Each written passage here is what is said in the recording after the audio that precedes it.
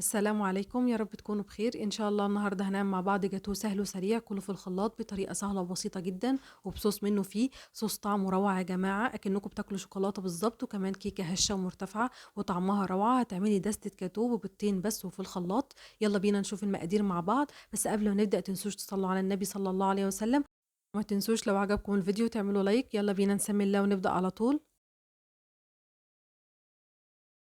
أول حاجة هنعملها هو الصوص، هنشوف مقاديره مع بعض. عبارة عن كوباية من اللبن، يا ريت اللبن يكون بدرجة حرارة المطبخ أو حتى يكون دافي بسيط عشان يدوب معانا السكر بسرعة.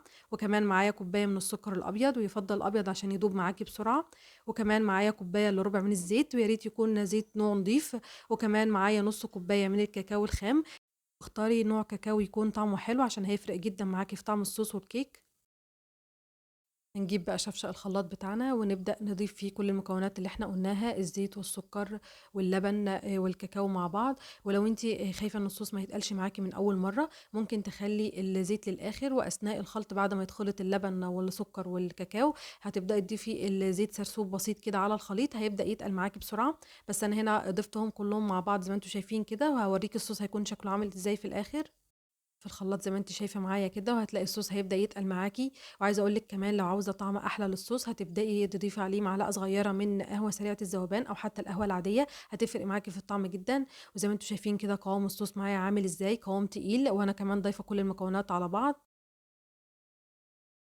بعد كده هابدأ آخد كوباية من الصوص اللي إحنا لسه عاملينه مع بعض زي ما أنتم شايفين كده. وعايزة أقول لِك إنِّك لازم تكوني موحّدة المعايير وموحّدة الكوباية اللي أنتِ عايرتِ بيها. يعني أنا هنا مثلًا معايرة بمَج الشاي العادي، يبقى هاخد كوباية من الصوص بمَج الشاي العادي برضه. هاركن الصوص على جنب، وتعالوا بينا نحضّر الكيك مع بعض. باقي كمية الصوص معانا اللي موجود في الخلاط هنبدأ نضيف عليه بيضتين بدرجة حرارة المطبخ، لازم البيض يكون بدرجة حرارة المطبخ، ما ينفعش يكون ساقع. بعد كده هابدأ أضيف عليهم كيسين فانيليا باودر، أي نوع فانيليا متوفر عندِك، ولو متوفر عندِك سايلة ما فيش مشكلة. عايزة أقول لِك إن نوعية الفانيليا مش هتفرق معانا في كيكة الشوكولاتة، لإن أساسًا الكاكاو بيقضي على زفرة البيض، بس إحنا بنحطها احتياطي. بعد كده بقى هاخد الخليط ده واضربه لمدة 4، 5 دقايق كده في الخلاط. لحد ما الخليط يندمج مع بعض كويس جدًا. بعد كده هابدأ أصُبّه في أي طبق موجود عندي زي ما أنتم شايفين كده، وما تسيبيش أي حاجة في شفشق الخلاط عشان هتفرق معانا بعد كده في قوام الكيك. بعد كده بقى هابدأ أضيف عليه المواد الجافة، معايا كوباية وربع من الدقيق، أنا نخلته مرّة قبل كده وهارجع أنخله مرّة كمان عشان الموضوع ده بيفرق في هشاشة الكيك جدًا. وهاضيف عليهم معلقة كبيرة من البيكنج باودر أو الكيك شيف المتوفر عندِك. وطبعًا ما ننساش كمان رشة من ملح هتفرق معانا جدًا في طعم الكيك. بعد كده هاقلّب بالمضرب اليدوي في اتجاه واحد لحد ما الخليطين يختلطوا مع بعض كويس جدًا.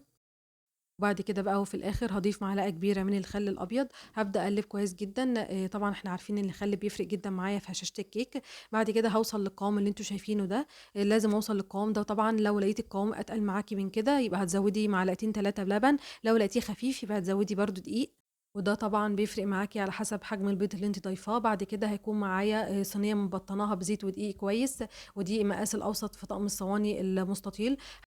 هابدأ أصُب فيها خليط الكيك وأفرده كويس جدًا، وبعد كده بعصاية شيش طاووق هابدأ أعمل خطوط عشان خاطر أخرّج أي فقاعات هوا موجودة زيادة في الكيك. بعد كده هادخّلها فرن متسخّن من قبلها بحوالي ربع ساعة على درجة حرارة 180 في الرف الأوسط للفرن، هتقعد حوالي 25، 30 دقيقة وهتكون جاهزة معانا. بعد كده هاسيبها لحد ما تبرد خالص، عايزاها تكون باردة. بعد كده هابدأ أسقيها بنُص كوباية من اللبن، وبرضه اللبن هيكون ساقع، ودي خطوة اختياري بس بتدّي طراوة حلوة جدًا للكيك.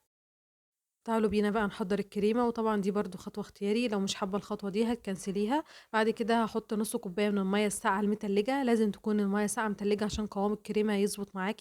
هاحط فيها معلقتين كبار من السكر، وطبعًا السكر نسبي ممكن يزيد أو يقل على حسب ذوقِك. بعد كده هابدأ أضيف عليهم نُص كوباية من الكريم شانتيه وهاضربهم كويس جدًا.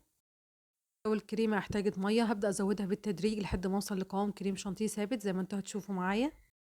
هنا وصلت لقوام الكريمة المضبوط زي ما أنتم شايفين كده. هابدأ بقى أضيف عليها معلقتين كبار من الصوص اللي إحنا عاملينه. شايفين الصوص يا جماعة تقيل قد إيه؟ هو كل ما تركنيه أكتر كل ما يتقل معاكِ زي ما أنتم شايفين كده. هاخد منه معلقتين كبار وهابدأ أضيفهم على الكريمة وأضربهم كويس جدًا.